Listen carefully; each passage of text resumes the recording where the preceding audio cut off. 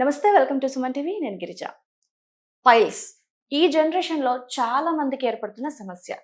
అది లేడీస్ అవనివ్వండి, జెంట్స్ అవనివ్వండి. ఇప్పుడు అలాంటి ప్రాబ్లమ్ సాల్వ్ చేసే ఒక సెంటర్ దగ్గరికి వచ్చేసాం. అదే doctor Sarajas ayurvedic anorectal centre. So ఇక్కడ డాక్టర్ వెంకటేశ్వర్లు గారు ఉన్నారు. So MS ayurvedic.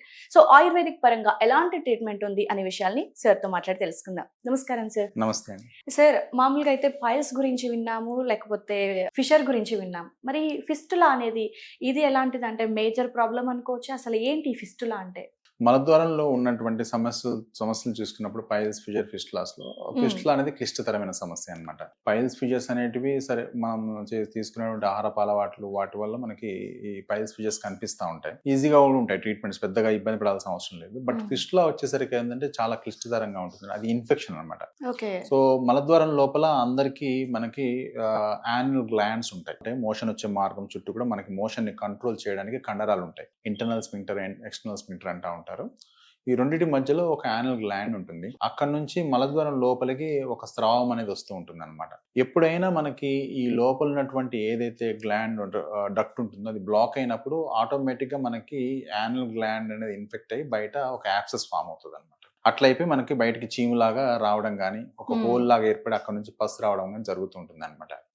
So fistula అని ఎందుకంటారంటే, మామూలుగా రెండు ప్రాంతాలని కలుపుతూ ఒక చిన్న నాళం లాంటి పుండు ఎక్కడున్నా దాన్ని ఫిస్టులా అంటారు. మలద్వారం లోపల ఒక హోలు, మలద్వారం బయట ఒక హోల్ ఉండి ఆ రెండింటి మధ్యలో ఒక చిన్న ట్యూబ్ లాంటి కనెక్షన్ ఉంటుంది కాబట్టి దాన్నే ఫిస్టులా ఇన్ యానో అంటారు. సో ఇందాక చెప్పినట్టుగా రావడం గల కారణాలు అంటూ పర్టికులర్ గా ఏమి ఉండవు, అన్నోన్ కాజ్. కొన్నిసార్లు ఏమవుతుందంటే యాన్యుల్ గ్లాండ్ అనేది ఇన్ఫెక్షన్ కి కొన్నిసార్లు టీబీ కానీ, అల్సరేటివ్ కోలైటిస్ కానీ, క్రాన్స్ కానీ, ఒక్కోసారి మోషన్ కొంచెం హార్డ్ గా పాస్ చేయడం వల్ల కూడా మనకి యాన్యుల్ గ్లాండ్ అనేది ఈజీగా ఇన్ఫెక్ట్ అవుతుంది. ఇన్ఫెక్ట్ అయిపోయి బయట పేషెంట్ కి ఒక యాబ్సెస్ లాగా ఫామ్ అవుతుంది, బర్స్ట్ అవుతుంది, చీమ్ వస్తూ ఉంటుంది. లేదంటే ఒక చిన్న పింపుల్ లాగా ఏర్పడి అక్కడ నుంచి అయినా సరే పేషెంట్ కి ఆన్ అండ్ ఆఫ్ గా ఒక తడి లాంటిది అనేది ఏర్పడుతూ ఉంటుంది. సార్, మరి ఫిస్టులాకి మెయిన్ రీజన్స్ ఏంటి రావడానికి? మెయిన్ వచ్చేసి మనకి ఇందాక చెప్పినట్టుగా అన్నోన్ కాజ్. ఒక విధంగా చెప్పాలంటే రీజన్ అంటూ ఏమి లేదు. కొన్నిసార్లు ఈవెన్ చిన్న పిల్లలు కూడా, even 10 months baby, 1 year babies కూడా నేను ఫిస్టులా ప్రొసీజర్ చేసినే ఉన్నాయి. సో వాళ్ళైతే నాన్ వెజ్ అవేం తింటారు కదా, వాళ్ళందరూ కూడా మిల్క్ ఫీడింగ్ మీదనే ఉంటారు. బట్ స్టిల్ వాళ్ళలో కూడా ఫిస్టులాస్ కనిపిస్తా ఉంటాయి. So unknown cause. జనరల్ గా యాన్యుల్ గ్లాండ్ ఇన్ఫెక్షన్ అనేది మనకి ఫిస్టులాక్ అనేది రీజన్ చెప్పొచ్చు. ఇది కాకుండా కొన్ని పెద్ద పేగుకు సంబంధించిన రోగాలు, అల్సరేటివ్ కోలైటిస్ అని, క్రాన్స్ అని, ఐబిడిస్, ఇన్ఫ్లమేటరీ బౌల్ డిసీజ్ అంటారు వాటిని. ఇవి కాకుండా కొన్ని ట్యూబర్క్లోసిస్, వీటిల్లో కూడా మనకి ఈ ఫిస్టులాస్ అనేవి ఎక్కువగా కనిపిస్తాం. సార్, మరి అంటే ఈ ఫిస్టులా వచ్చింది అని మనకు తెలుసుకోవటం ఎలాగా అంటారు? సో జనరల్ గా ఏంటంటే ఫిస్టులాకి లక్షణం ఎలా ఉంటుందంటే, పేషెంట్ కి సడన్ గా బయట ఒక యాబ్సెస్ లాంటిది మలద్వారం చుట్టుపక్కల ఒక పెద్ద గడ్డ అయ్యి అది బాగా ఫీవర్, నొప్పి, వాపు రావడం, అది ఆటోమేటిక్ గా పగిలిపోవడం. ఒక్కోసారి సర్జన్ దగ్గర వెళ్తే దాన్ని ఓపెన్ చేసి చీమ్ తీసేస్తా ఉంటారు.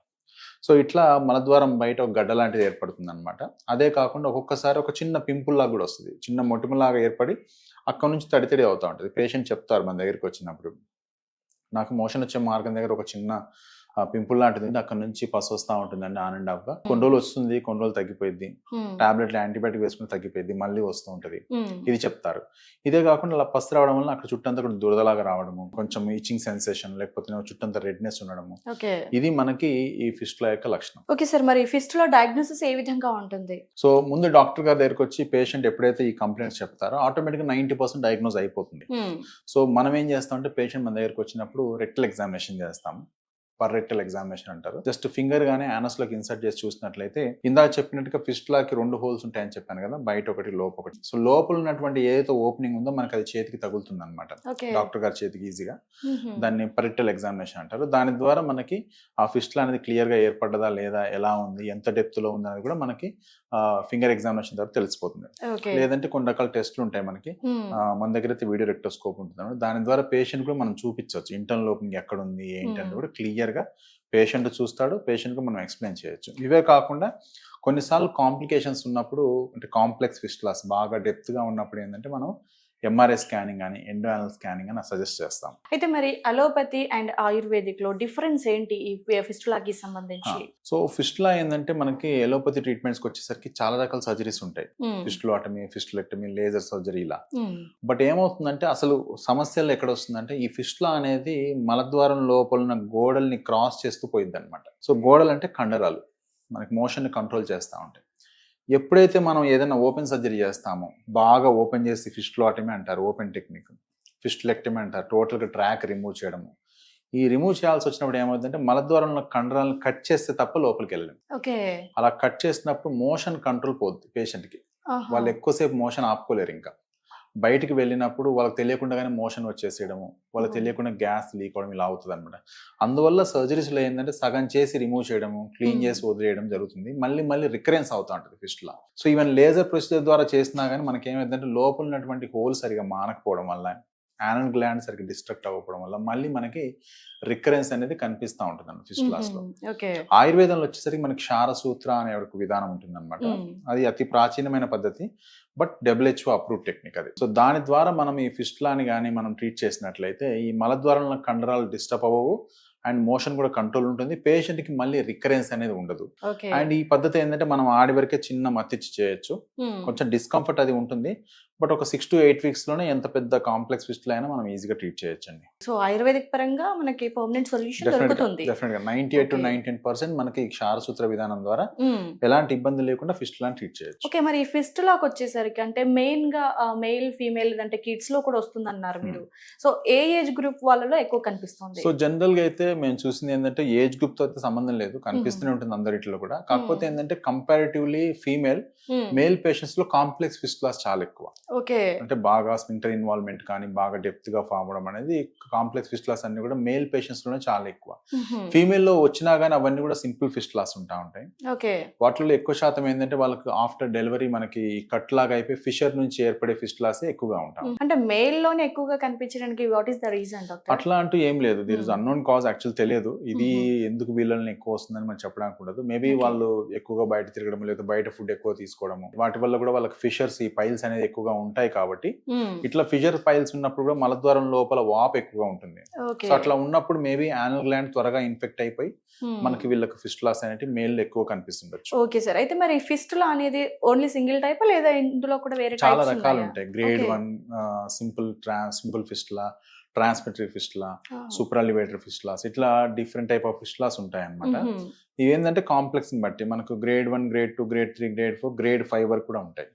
ఓకే, సో ఆ పేషెంట్ యొక్క కండిషన్ బట్టి ఆ గ్రేడ్ బట్టి మనము ట్రీట్మెంట్ ప్లాన్ అనేది ఉంటుంది. ఓకే సార్, అయితే ఈ ఆయుర్వేదిక్ సెంటర్ నుంచి వెళ్ళి అంటే ఆల్మోస్ట్ మీరు చాలా మందికి సర్జరీస్ కానీ లేదంటే ఆయుర్వేదిక్ మెడిసిన్ కానీ ఇచ్చేసి ఉంటారు. సో చూసే వ్యూవర్స్ కి చెప్పాలి అని అంటే మెయిన్ గా ఎలాంటి జాగ్రత్తలు పాటించాలి అంటారు, అండ్ ఆల్సో ఆయుర్వేదిక్ ట్రీట్మెంట్ పరంగా వ్యూవర్స్ కి ఏం చెప్తారు? సో ఎట్లా ఉంటుందంటే మనకి మీకు ఈ పైల్స్ ఫిషర్ ఫిస్టులాస్ లో ప్రొసీజర్ చేయాల్సి వచ్చినప్పుడు ఏంటంటే దాని యొక్క రూట్ కాజ్ ప్రాపర్ గా తెలుసుకోవాలి. ఫస్ట్ రూట్ కాజ్ తెలుసుకుని దాన్ని ప్రాపర్ గా డయాగ్నోస్ చేసి మనము ట్రీట్మెంట్కి వెళ్లాల్సి వస్తుంది అనమాట. ముఖ్యంగా ఫిస్టులాకి వచ్చినప్పుడు ఏమవుతుందంటే మీకు అక్కడ ఉన్నటువంటి కండరాలు ఉండడం వల్ల ఏంటంటే దాన్ని ట్రీట్మెంట్ అనేది సరిగ్గా చేయకుండా ప్రాపర్ గా ఉన్నప్పుడు మళ్ళీ రికరెన్స్ అవుతా ఉంటుంది. మన దగ్గర ఎట్లా ఉంటుందంటే ప్రాపర్ గా పేషెంట్ ని వీడియోరెక్టోస్కోపీ ద్వారా ఎగ్జామినేషన్ చేసి డయాగ్నోస్ చేసిన తర్వాత అవసరమైతే కొన్ని ఇన్వెస్టిగేషన్ కూడా రాస్తాం. అవన్నీ రూల్ అవుట్ చేసుకొని మనకి ఈ క్షారసూత్ర విధానం ద్వారా మనం చేసినట్లయితే డెఫినెట్ గా 100% రికరెన్స్ అనేది ఉండదు, పేషెంట్ కి మళ్ళీ ఈ ప్రాబ్లం లేకుండా హ్యాపీగా ట్రీట్ చేయొచ్చు. డాక్టర్, మరి fistula and piles and fissure ఇవన్నీ చూసుకున్నప్పుడు సో మేజర్ గా ఫిస్టులా అనేది కొంచెం క్లిష్టతరంగా ఉంటది అని అన్నారు కదా, సో మరి వీటన్నింటికి కలిపి ఓవరాల్ గా అంటే వ్యూవర్స్ కి మీ ఒపీనియన్ త్రూ? సో జనరల్ గా ఏంటంటే మనం తీసుకునే ఆహారపు అలవాటు ఎట్లా ఉండాలంటే ఈజీగా డైజెస్ట్ అయ్యే విధంగా ఉండాలి. అండ్ ఒకవేళ మీకు సరిగా ఫుడ్ డైజెస్ట్ అవ్వట్లేదు అంటే ఇమీడియట్ గా డాక్టర్ గారిని కలవడం కానీ, లేకపోతే ఇప్పుడు మన దగ్గర దొరికేటువంటి ఏవైతే జీలకర్ర కానీ లేకపోతే వాము కానీ అట్లాంటివి కానీ మనం రెగ్యులర్గా తిన్న తర్వాత యూజ్ చేస్తున్నట్లయితే మనకి డైజెషన్ అనేది చాలా బాగుంటుంది. ఎప్పుడైతే పేషెంట్కి కాన్స్టిపేషన్ కానీ, ఇన్కంప్లీట్ స్టూల్స్ అవ్వడం కానీ, లేదు ఎక్కువసార్లు మోషన్ అవ్వడం కానీ ఇట్లాంటి కంప్లైంట్స్ లేకుండా ఉంటాయో పేషెంట్స్కి ఎవరికి కూడా ఇలాంటి ఇబ్బందులు ఏముండవు. కాబట్టి మనం తీసుకునే ఆహారపు అలవాట్లో డెఫినెట్గా నాన్ వెజ్ అనేది కొంచెం తక్కువగా ఉన్నట్టు చూసుకోవాలి, స్పైసీ అనేది తక్కువ ఉన్నట్టు చూసుకున్నట్లయితే, వాటర్ కంటెంట్ ఎక్కువ ఉన్నట్టు చూసుకున్నట్లయితే మనకు స్టూల్ అనేది ఫ్రీగా పాస్ అవుతుంది, ఎక్కువసేపు కంపౌండ్ మీద స్పెండ్ చేయాల్సిన అవసరం లేదు.